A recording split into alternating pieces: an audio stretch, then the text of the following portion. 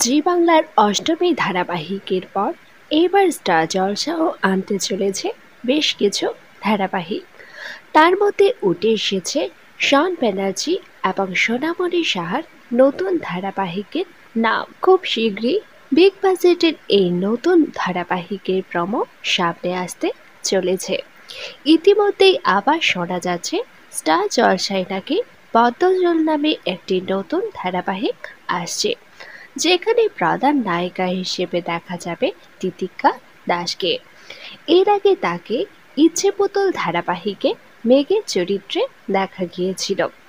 পদ্মজলের কথা শুনে বেশ খুশি হয়েছিলেন তিতিকার ফ্যানেরা, তাই তিতিকার আসন্ন ধারাবাহিক সম্পর্কে জানতে চেয়েছিলেন।